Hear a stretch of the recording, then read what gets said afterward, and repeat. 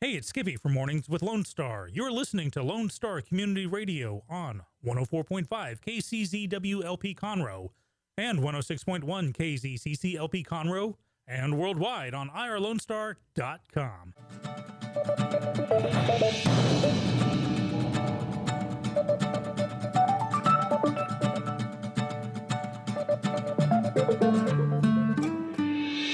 Good morning, ladies and gentlemen, and welcome to this week's edition of the Weekly Business Hour. This, of course, is Rick Schissler, your host for today's show, and I'm a founder of OneBestConsult.com, where we offer common sense mentoring to small business clients. I encourage you to take a minute and visit us at our website, bestconsult.com. I also want to thank our show sponsor, AllegraHR.com, and I encourage you to visit their website. That's Allegra, A-L-E-G-R-E-H-R. Let's face it, every business that has one or more employees has HR, human resources, if you're not sure what that means.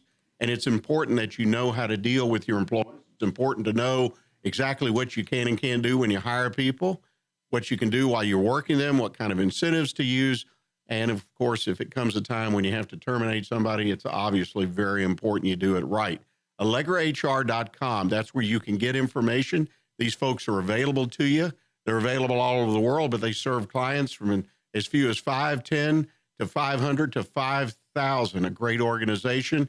And we appreciate AllegraHR.com for being our sponsor of the Weekly Business Hour. I want to remind you, as I typically do, that we're on Facebook, and I'd appreciate it if you'd go to Facebook and like us. We have a page, the Weekly Business Hour page.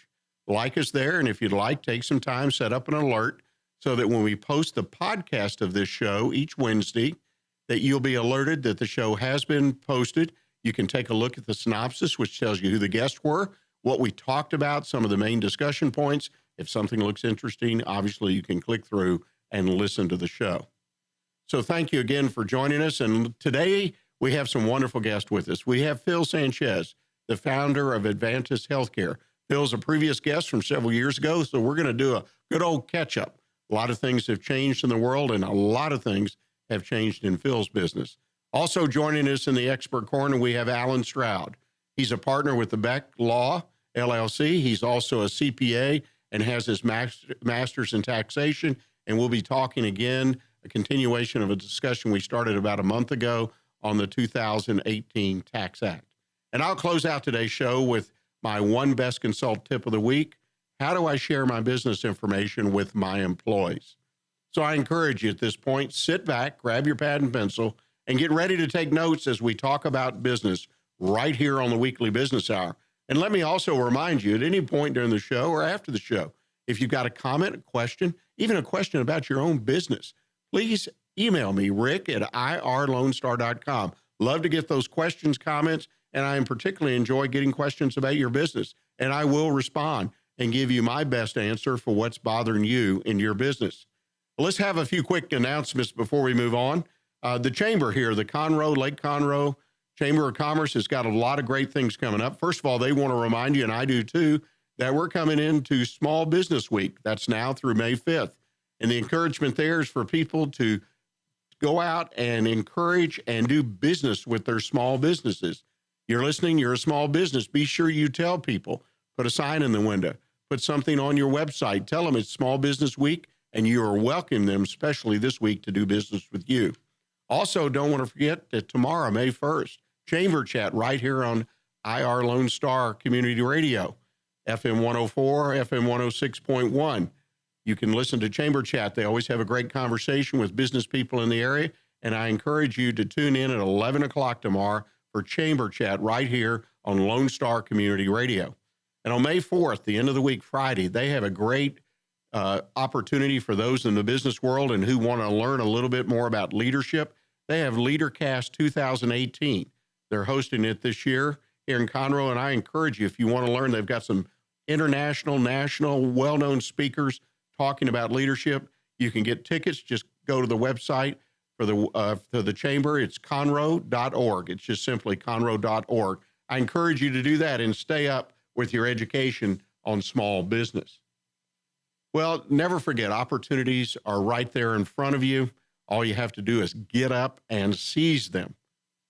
The Weekly Business Hour is where Montgomery County and businesses really throughout the world come to talk about the latest in business news, ideas to improve your business, and to hear from some of our own local business leaders on how they have found success right here in Montgomery County.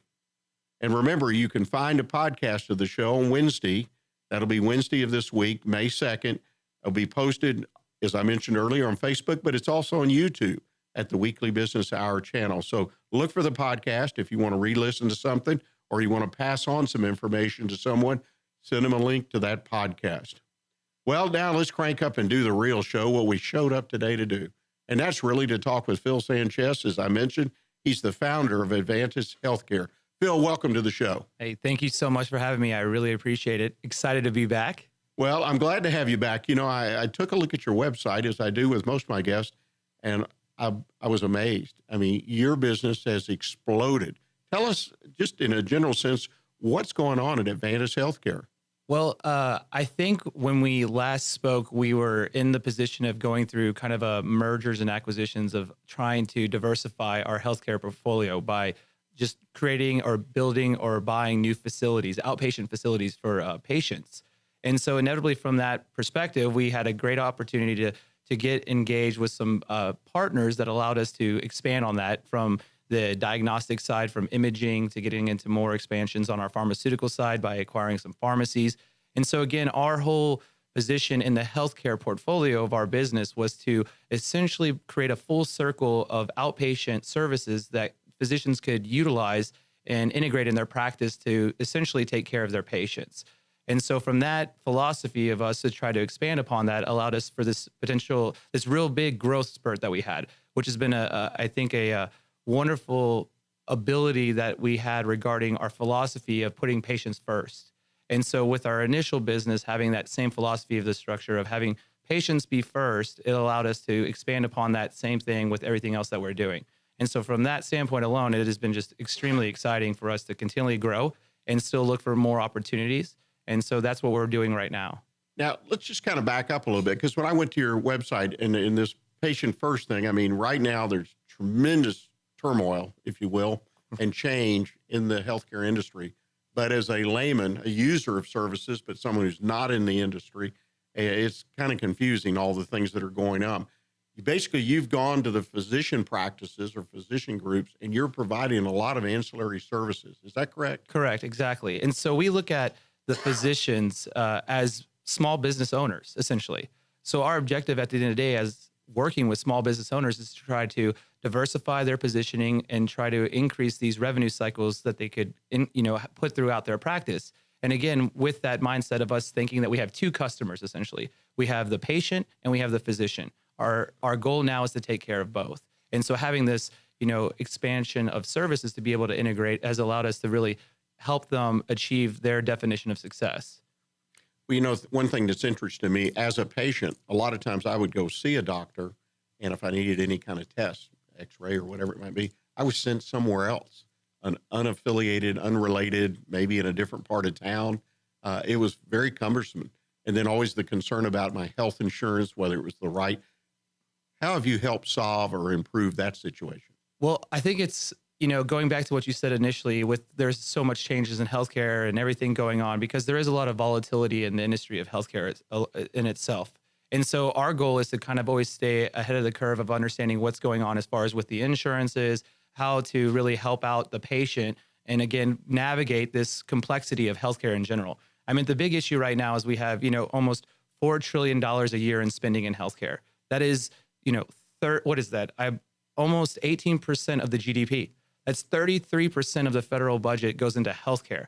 So again, even patients with the complexity of understanding, where these expenses come from and all this, turmoil in it, our objective is to help them really navigate through that and allow them to understand the full spectrum of, what their billing is, what insurances we take, et cetera. So going again, that patient education, not only by providing an outpatient service, but also educating and helping a patient become more informed, allows them to really select what service is best for them. And not every patient is a perfect fit for our outpatient services, but at least they're informed now so they can understand, should we utilize this pharmacy? Should we go to this imaging center? Should we go to, this outpatient surgical center or whatever it may be? again, I think a more informed patient allows them to have a better, let's say, customer service aspect of their actual healthcare. One of the things I've noticed, and it seems like your model just fits right in with this, is we as patients have to become more responsible for our health care. It's not like somebody just putting us down on a list and telling us where to go. And your kind of model gives me options, gives me information is what I'm hearing, so that I can assume that responsibility with some degree of control. No, absolutely. I mean, with any population that is, utilizing, obviously everyone uses healthcare at some, form. And so at the end of the day, when you look at it and you break it down to take out some of the accountability that you're mentioning, it's very important. I mean, right now in any population area, only 25 to 30% is actually controlled by medicine. The other 70% or so is socially and environmentally, attributed to their health. So again, patients' accountability to be cognizant of what they're doing in their lifestyle is really what dictates the actual, their health. And so at that point, it puts us in a position to really help the patient also understand what they can do, with their own selves to take some of that accountability, which will help out for a better healthcare experience too as well. Well, it sounds like you guys are on a great track. Believe it or not, we're at the end of our first session here this morning. It just whizzes by, but I particularly appreciate your education and learning about your business. Ladies and gentlemen, we're going to take a short break. When we come back, we're going to continue talking to Phil about how he has managed this growth, this tremendous growth. It's always a challenge when you grow, particularly fitting different pieces together, and some of the other challenges that he has faced in his business. So please stay with us, and we'll be right back with you.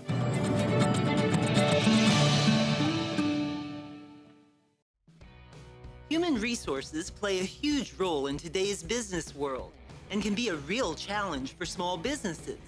Allegre is a premier option in small business HR solutions and needs. Allegre HR advisors provide help to small business owners by allowing them to focus on operational needs while providing solutions that address all areas of human resources. To find out more, contact Allegre HR advisors today at 281-620-0713 or visit allegrehr.com.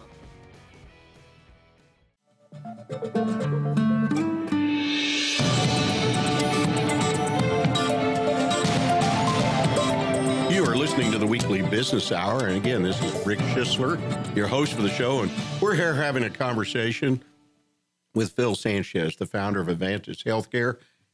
Phil, when we left for that break, we were talking about some of the reasons that your company does what it does and the model that you're pursuing, which my comment is that sounds like you're absolutely headed in the right direction.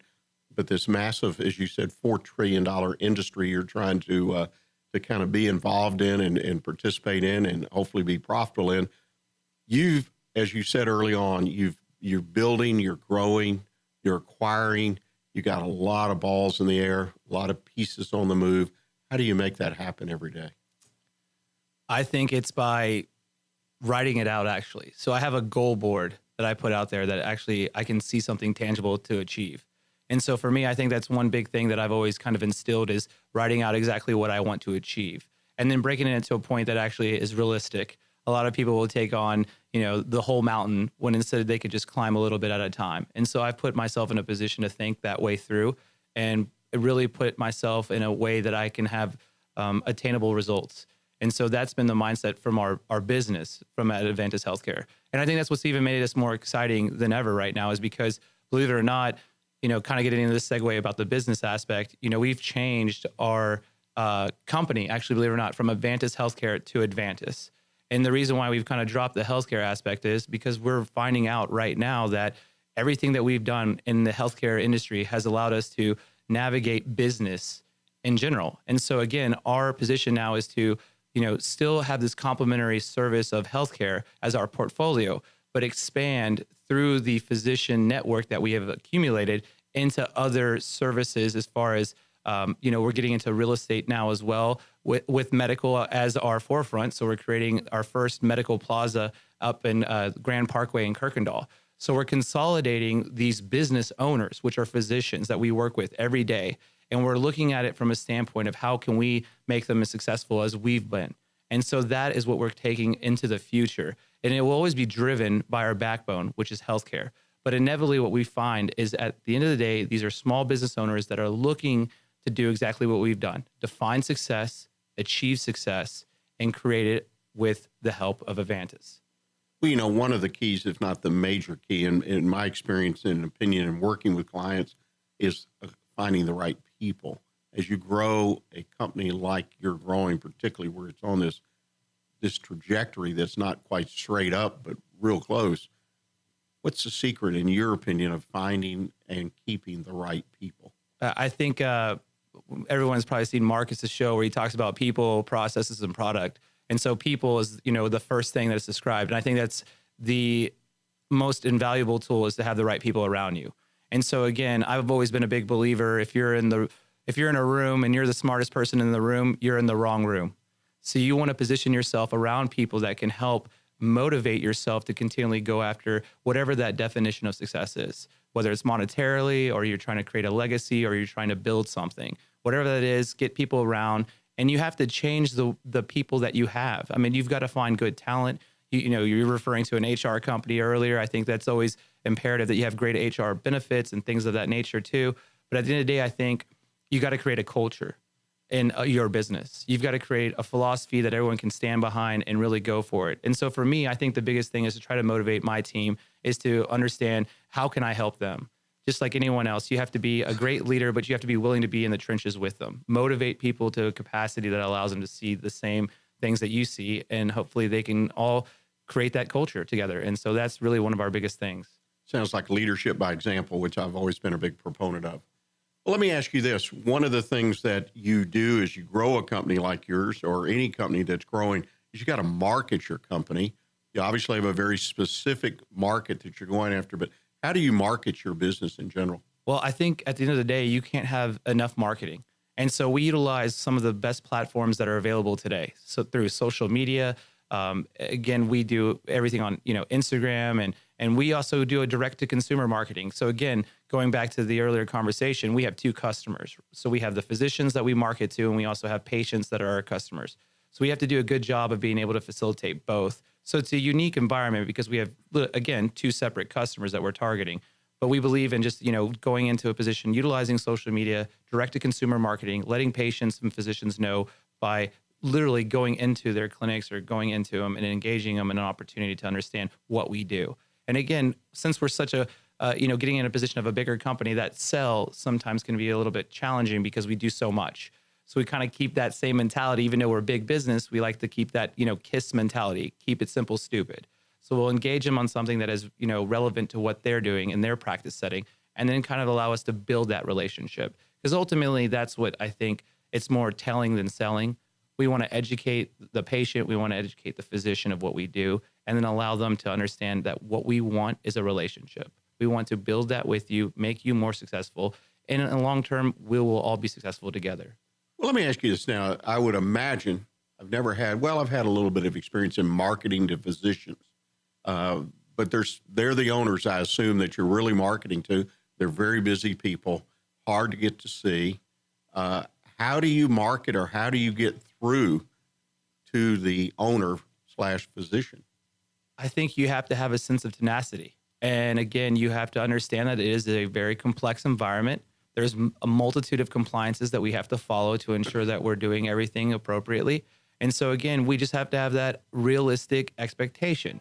So not only is it myself and my team, but writing out those goals, knowing what we can achieve, how we can achieve it, and do it that way, and set realistic expectations. And so we know, Rome wasn't built in a day. So again, as long as we keep with it and keep, as the train is going by, keep moving forward with everything, and understanding that we are all on the same path, and we want to get to that same journey. Well, it makes a lot of sense to me. Well, let me ask you this. Now, you're marketing your product to me. Do a little hypothetical. Sure. The physician, you talk about the tenacity and keep moving like that slow-moving train, never stopping. Why would I buy your services, say, over a competitor? Why would I become interested and say, hey, this is the way I want to go? Because of our philosophy of putting the patient first. So again, we want to utilize our services as a way to treat the patient as a person, as we would know their first and last name. We want to engage them, because we still look at us as a very small company. So we believe we kind of have almost a boutique of services, whereas we want to treat the patient as, a VIP, a very important patient. Whereas you go into other systems, they become a number. They get lost in just the whole, shuffling around. And again, that's because there's a difference on getting into a big system where everything is, it's cost prohibitive and they have to micromanage and that. Where we look at it as we can still do that same wonderful service, but put them in an environment where we can go above and beyond with the most important thing that we think when engaging a patient initially is that customer service. So we want to treat them very well from the moment they walk in to the moment they leave. We want that experience to be something that is, honestly memorable. Because again, you got to think of it. It is healthcare. It is their life. So at the end of the day, we want to have that compassion, whether they're coming in for an MRI or they're getting a pharmaceutical drug or they're getting a neurodiagnostic test. We want to ensure that we provide them with the utmost of care. Well, one of the things I think is important too is you build this company, and I would tell this to my clients. I felt it was important when I was in business, is developing measures or metrics of success for the business and also for myself. Talk to us about what your metrics are or how you developed them for your business, for yourself. No, absolutely. So for us to define, again, our ability to have success is to go on an expansion. So I'm a big believer in kind of the 10X rule where it's, we start at 1 and then we want to get to 10. How do we get from 10 to 100, et cetera? So what we want to do is basically touch more lives of patients that we engage with. So the more that we can expand with our education to these physicians about what we do, then allows us to work with more patients, which ultimately allows us to touch more lives and help those people that are in need. And so again, from our position of understanding that if we can continually take our culture, take our philosophy and expand and get ourselves in a position that we will then have, our goals. Our goals are to continually grow and achieve and diversify. Again, with the volatility of our industry, we have to now look outside the box. We have small business owners who have been taught for many, many years about this is how we do healthcare. This is how we treat patients. They don't have the position or the education that they were given to also understand how to run a small business. And so again, that's where we kind of come involved and engage those physicians, those small business owners, and say, hey, look, this is how we navigate healthcare, and this is how we navigate the business of healthcare. Let's do it together. Let's work as a team, help your patients, help your business. And so again, with all that, knowing that's our goal, we can really make that achievable. Well, it makes sense to me. Speaking of business now, we talked about how the healthcare industry, I used the word turmoil, which might be too negative, but there's lots of challenges, huge business, $4 trillion again. What do you see the big challenges, not only to you, but to small businesses in the environment we're in, say in 2018, or what we can look forward? What are some of generally the big challenges that you all are facing, that small business in general are facing? I think the biggest challenge for small businesses is to put themselves in a position to make their goals realistic. A lot of people really shoot for the moon and it puts too much pressure on themselves to achieve that level of success. If they could understand that at the end of the day, I can do things to my extent and put that in a realistic opportunity, I think then it'll become much more achievable.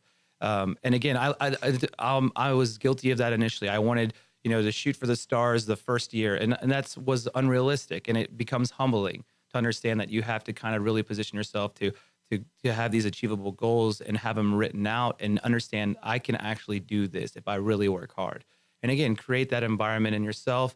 That way you can articulate it to your team, create this culture, create a mindset of I want to improve every day to achieve this level of success, and then define success. For some, it's monetarily, like we discussed, and some want to create legacies. I would love to do both. And so again, that's my goal. And so I want to continually achieve that. And again, going back and even to what you talked about, the people, you have to have the right people around you that can also believe and feed that enthusiasm to achieve that level of success. We've got about a minute left, and I want to kind of back up something you and I talked about off air before we came on, and that was about a relationship, the relationship of family and the balance. Share with us, because this is a huge challenge in small business, is to achieve that balance. Tell us what you do to achieve the balance that allows you time with your 3-year-old son, your family, and still build a very, very successful business. That probably goes to one of the most important things in businesses alone is time management. And so again, before we for my first time I was here, we were having a son. And so now he's 3 years old. And so that is literally my life right now is my son. And to have that balance is just putting things into what is a priority. And it's very difficult for a business owner to identify what is a priority and what isn't, or how to utilize your time in a way that takes care of both those priorities. And so again, I look at it as like I have two kids. I have my kid, which is my business, and I also have my son, which is also my kid. And so you really just have to put yourself in a position to manage that time. And again, have the reality of knowing that there are priorities that will supersede other things. But you can still do everything and have fun with it. And that's the biggest thing is I take every day as a new challenge and allow myself to really be there, because again, I would love to leave a legacy for him. And as my father was such a great mentor and leader and someone I looked up to, I want that same thing for my son. So I realized that, you just got to put yourself in a position to understand that you can't do it all in one day. And so again, that's very helpful to keep that mindset. Well, I think you make a great point. Phil, I can't thank you enough for taking time. I know you're extremely busy to come in and talk to us and give us an update. Your company has advanced an unbelievable amount, its mission and whatnot. If people would like to learn more about what you do, what is the best place for them to get information? Absolutely. You can visit our website at www.avantiscare.com. And then also, again, going back into what we were discussing about diversification into the real estate. So we also have a website that came up for that for our new project, which is grandparkwaymedicalplaza.com. And so that's going to be a huge project coming up for one of the most state-of-the-art medical plazas in the area. So we're very excited for that as well. Well, again, thank you so much for joining us. And ladies and gentlemen, we're going to go to our bottom of the hour break. And when we come back, we're going to have Alan Stroud, who's one of our experts, come on and talk about the 2017-18 Tax Act and how it might apply to you and your small business. So I encourage you, please stay with us, and we'll be right back with you.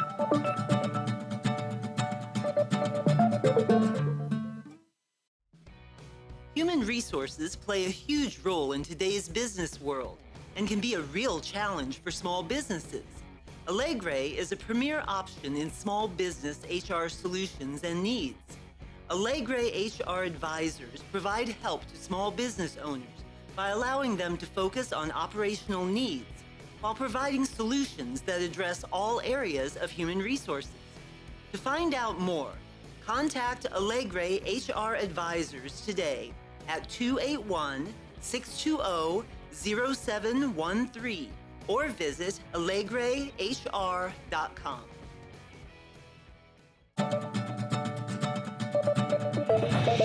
You are listening to the Weekly Business Hour, and this is Rick Schissler, founder of OneBestConsult.com and host of the Weekly Business Hour. And now we're to the Expert Corner, a place I like to visit every week to find out get some good information, some expertise. And we've got a wonderful expert with us today, Mr. Alan Stroud. He's a partner in Beck Law. He's also a CPA and has his master in taxation, among other certifications. Alan, good morning to you. Good morning. Good morning. Thank you for having me. Well, I'm glad to have you because, this Tax Act, is it the Tax Act of 2017 or 18? Which one is it? It actually passed in 17. So they're calling for 17, it is the not act the 18. of 17, but it's effective for 18. Right. And I've had people tell me both ways, and that kind of gets, hopefully, the conversation going. There is still a ton of confusion out there, particularly in the business world, about what the act has in store for businesses, small businesses. I can't help but every day I almost see an article about, well, this is what it means to you or to you. And if you have this kind of business, I think the Wall Street this morning said real estate businesses really benefit, people own real estate. And I'm amazed how this conversation continues to go on and on and on. So hopefully you can help clarify some of the points for us individuals and small businesses. What would you like to start the discussion with? Yeah, I was going to say, I was on with you a few weeks ago, and we kind of went through some of the business tax changes. I just thought we might start by highlighting those and then moving on to some other items that will affect business owners. Sounds like a plan to me. Some of the biggest changes, obviously, for the C corporate income tax, the rate was permanently reduced to a flat 21%. So that was probably one of the biggest changes that was made, and that's for corporate income tax. Now, that's one of the things we've read about lately. I don't quite understand if it's being presented to us by the press in a negative light or whatever, but for an example, the large banks, which are always in the financial press, have had savings of $2 or $3 billion already. Is that what they're really talking about, the fact that they're paying a much lower flat rate? Absolutely it is. And to some extent, some of those bigger companies, banks and multinationals, they also got the benefit of their income that's offshore. There's a vast reduction in the tax to allow them to bring it back. So those two things probably combine to make the biggest savings for large corporations, particularly those that are multinational and have been kind of socking away income offshore because it's too expensive to bring back. They've been just leaving it over there. Well, the incentive here, or one of the incentives of this act, was to allow them to bring it back. And so that's where we're hearing a lot of the news about some of these companies giving bonuses to employees or putting more money in their U.S. facilities because they're able to bring some of that money that's kind of been trapped offshore back to the U.S. that they can invest here. Well, and I think that's probably one of the more controversial positions, too, where the folks that are, let's call it anti-big corporation, anti-big bank, whatever you want to call them, claiming, well, why should they get a lower rate? But when you bring billions of dollars back into the economy, I guess, and you sort of touched on it, the hope is that money will be reinvested, not just put in the bank, literally, that it will be reinvested. That is absolutely the goal. Now, they've tried the tax cuts a couple of times in the past, and I think what history has kind of shown is maybe they're not so good at predicting how much future income that's going to raise. And so both times in the past that's happened, we've actually had a shortfall of revenue and had to have a tax increase bill down the road. So hopefully this time they've got the projections in place that we won't have to have that similar feature in there. But yeah, it's so many factors to consider, and the variable of the economy is so difficult to predict. But for now, in this environment, the lower tax has already shown pay has increased at a real number for the first time in years. And so I think we are reaping some benefit of this tax act. Right. It's so hard to take the political aspect out of it. And like you say, this economy is not only our economy, world economy, and for, every issue, there's 14 different opinions about what may or may not happen. And no one will not know in 10 years, right? Yeah. And then in 10 years, this act isn't the only variable.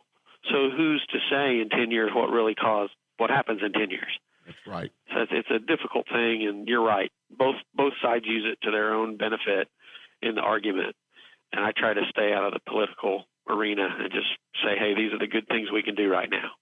Right. And like you say, it's already having some definitive advantages. Good things are happening. What are some of the other issues out there that you think our listeners would need to know about? Well, one of the big ones is the 179, which is the immediate deduction of depreciable assets. The cap was raised from $500,000 to $1 million. So folks out there who are sitting there thinking about investing in new equipment or buildings or something of that nature, that should help them get some immediate tax break because they can deduct up to $1 million of those capital expenditures, where in the past it was only $500,000. So there's some additional incentive there to really invest in your business to grow for the future. They've tried that before. I don't know if you're aware of what success or not that may have had. It seems like if it's a good idea, we need to continue to do it. And I know you mentioned a building or equipment, whatever it might be. And I've had some clients that, I'm not going to spend $1 million, but over a period of time in a year, they want to buy a piece of equipment here, there, whatever. And it begins to add up, maybe not quite to $1 million, but it does provide an incentive to certain size businesses. It absolutely does. But here's the danger, just as we're out there giving advice to folks.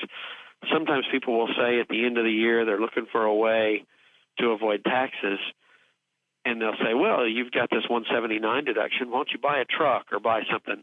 If you don't really need it, Yeah. it really doesn't make sense to buy it. So you don't let the tax tail wag the dog. So first and foremost, you've got to make sure it's a really good business decision for you. Secondly, then you say, hey, is there a way we can get some tax benefit? Rather than doing it the other way around, buying stuff that you may not really need or may not really help your business doesn't help in the end, even if you get a tax break.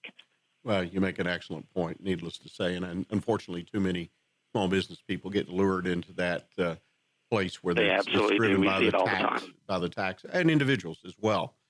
Any other things you'd like to point out to us in that business arena? Let's see.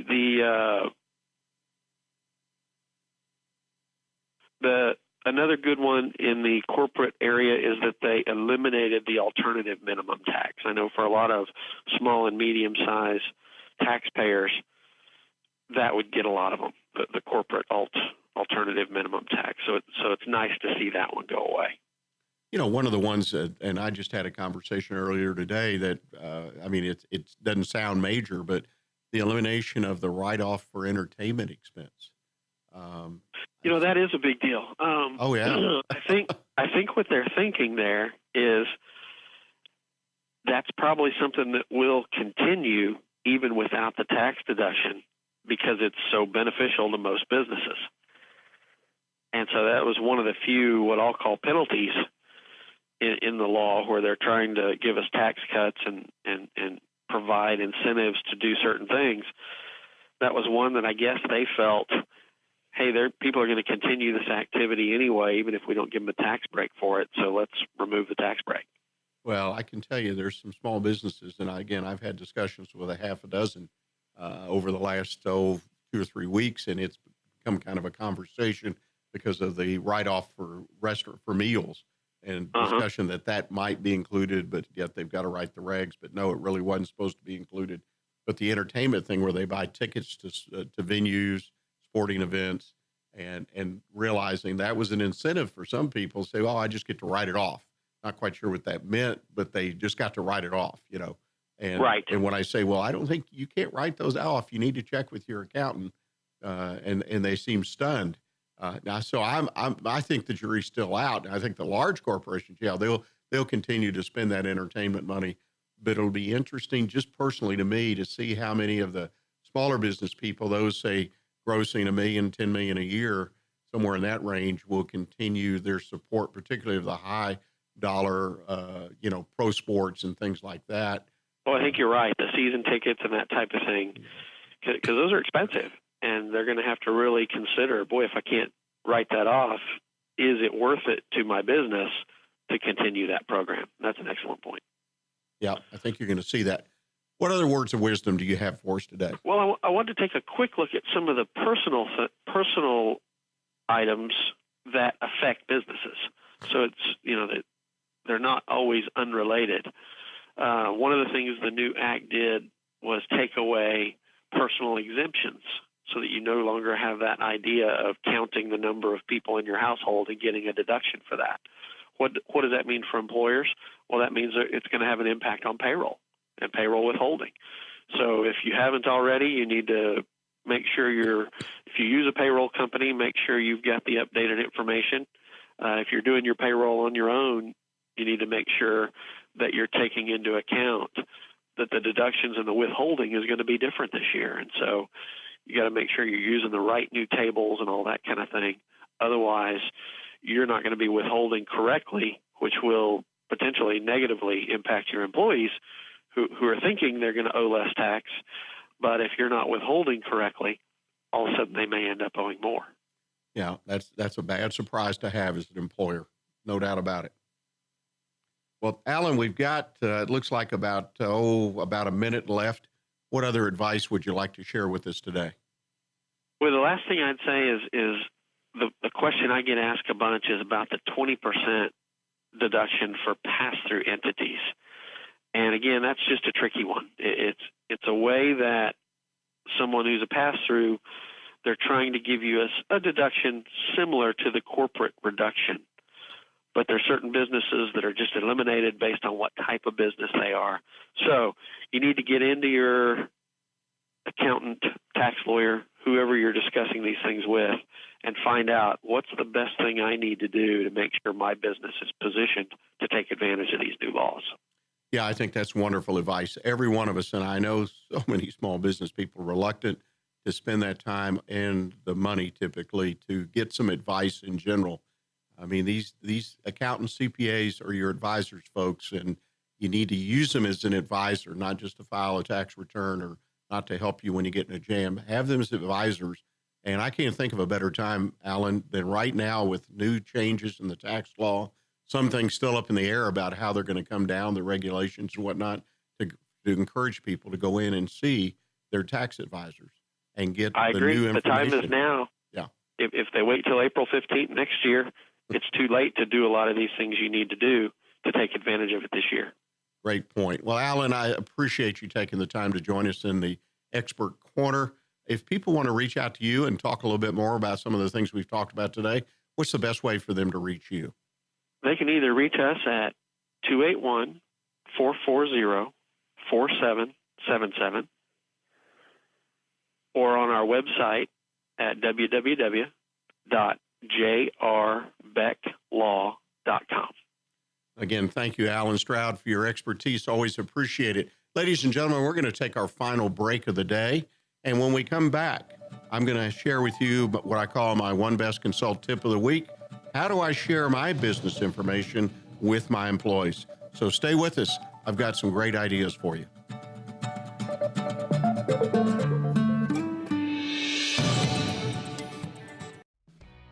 Human resources play a huge role in today's business world and can be a real challenge for small businesses. Allegre is a premier option in small business HR solutions and needs. Allegre HR advisors provide help to small business owners by allowing them to focus on operational needs while providing solutions that address all areas of human resources. To find out more, contact Allegre HR advisors today at 281-620-0713 or visit AllegreHR.com. This is Rick Schissler, your show host and also the founder of One Best Consult. That's the number one, Best Consult. Encourage you to visit our website at onebestconsult.com. I want to take a chance again to thank our show sponsor, Allegre HR. That's ALEGREHR.com. The place I encourage you to visit when you have HR challenges. And let me assure you, every business with employees has challenges. Doesn't necessarily mean they're negative, but if you're going to build a good workforce, you need some outside assistance and consulting. And I can't recommend a better place for you to go in the small business world than AllegraHR.com. A reminder to you again, too, if you have a question or want to make a comment about what's going on here, that you can reach us at the station, Rick, R-I-C-K, at irlonestar.com. So please send me your comments, your questions about something that someone said on the air, or even about your business. Got a business issue? Would like another perspective? I'd be more than happy to help you with it. So please let us know. Well, it's the tip of the week, the One Best Consult tip of the week. How do I share my business information with employees? I'm sure a number of you have thought about or seen other companies that share their business information with their employees. It's a very delicate thing, in my opinion, to decide if you want to share that information. A lot of progressive, fast-growing companies do. They share the financial information or certain pieces of it, provided or combined with an incentive program for various levels of employees. It could be all the management employees, supervisory employees, it could be all the people in the shipping department, it could be everybody in production. Obviously, sales already has certain numbers they see based on their own sales and revenue. But I'm talking about an overall sharing with your company and perhaps even all the way down to profitability. Again, it depends on you as the owner. It has to be right for you, the way you are, your personality, what kind of culture you've built in the company before you even look or really give a careful thought about sharing your information. And the first thing you have to decide if you're going to look into this, obviously, is what kind of information. You've got to first want it, as I mentioned, and then what kind of information at what level. I mean, for example, shipping department, how many shipments go out on time?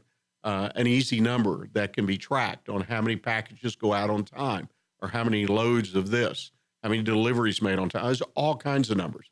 And you can tie a simple incentive to it. That's on one end of my scale. The other end is to share the profitability of the company, as I mentioned. So you've got to make a decision. Okay, I'm comfortable in sharing information. What kind of information? What level? A lot of business owners are motivated primarily because they want to empower their employees. They want to build a culture of highly empowered employees, all the way from the shipping department to the head of accounting to the management level, all the way through the company. They want to empower people and create a real team atmosphere. And they feel by sharing numbers, it's kind of that ultimate step that you bind a team together based on financial results, revenue, less expenses, profitability. Again, you decide where you want to go with the numbers and what numbers. But when you provide information, whether it's that simple, how many shipments went out on time, or all the way to the full-blown revenue minus expenses equal profit, you're educating your workforce. And believe it or not, and I mean, to me, this is a fact. You educate your workforce, they know what's going on in the business, then they can offer you better quality of feedback. You seek their input. Again, you have to open those doors. You've got to decide you're going to do that. But you build a much stronger workforce, in my opinion, which means a lot of different things. One is they're making better decisions on a day-to-day, hour-to-hour basis. People will stay with you. They'll feel personally empowered. They'll be more committed to the job. The biggest downside, though, I found of providing any kind of financial information to my workforce is immediately upon providing it, it becomes in the public domain. That information goes in the public domain. You say, well, wait a minute, we have a confidentiality. But the reality is I go home and I tell my spouse goes to the grocery store. She mentioned it to a neighbor. The information finds its way out. This is not a secret. It's not intentional. It's not done to harm anybody, but it gets out. And you've got to be prepared to feel comfortable. That's why I'm so big on the individual, the owner of the business, feeling comfortable with each step in this process. If you decide to move forward to provide or share that information, then you've got to say, okay, how, when, what, and where you share that information. And in all cases, you need to build an education process into the plan that you have to do it. Educate your workforce. Just don't think that the fact that you set up a simple program in shipping that they're going to keep track of what's on time and what's not, and they're going to really understand that. Because let's face it, there are a number of elements that fall into what goes out on time and what's delivered on time. I mean, there's some things out of our control. You've got to educate those people on what they can control, what might be out of their control. You've got a sense of fairness to build into this. And the only way to do is to educate. I personally recommend when I'm providing this kind of education that I bring someone else. In other words, it's not a supervisor or manager. I allow someone else. Maybe somebody from accounting goes down to shipping in my example. But you bring someone in that really is well-versed and can talk to them and answer their questions who they don't report directly to. I feel that makes the education more effective. Then you've got to decide what format, the information, what numbers you're going to share. I believe in a spoon-fed approach where you ramp people up. Now, the shipping example might be easy to ramp up, doesn't take too long, but if you're providing revenue, less expenses, profitability, then you've got to allow time for people to absorb. So maybe you start with revenue and you educate, you let them see those revenue numbers, then you talk about expenses, and then you see expenses ties to directly to their operation, what they are, what part of the expenses they are, and so on and so forth. Ultimately, I think the greatest advantage is that employees will see, if done properly, the value in their participation. And again, you end up with a much stronger workforce and one that's more committed to working for you. I want to thank you for joining us today, and I would encourage you to put a note on your calendar. Join us again next week, right here, Monday, 11 o'clock at irlonestar.com or FM 106.1, 104.5. And remember, you too can sponsor the Weekly Business Hour. All you got to do, send me an email, rick@irlonestar.com. I'll send you the details. And I encourage you to look for a podcast of today's show. It's the Weekly Hour Business Hour page on IR Lone Star, Facebook, or our channel on YouTube. Thank you for joining us again. And remember to stay in touch with what's happening in Montgomery County right here on Lone Star Community Radio And until next week, stay engaged and keep your focus on what counts in your business.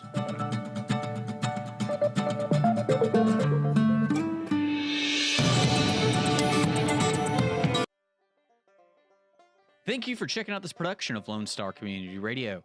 Lone Star Community Radio is Montgomery County's community radio station. Don't forget to check out this show and many others across the Lone Star Community Radio Network, either live on Conroe's FM 104.5, 106.1, the Lone Star Internet Radio app, or irlonestar.com's live audio stream, and on replay on podcast, Channel 12's Our City TV in Conroe, or Channel 21 KVQT in Houston, and of course their YouTube channel. This production is copyrighted and all rights are reserved by Lone Star Community Radio. Have a question regarding this program or other Lone Star Community Radio shows? Want to sponsor or start your own show? Call the station message line at 936-647-3776 or email the station at lscrstudios@gmail.com.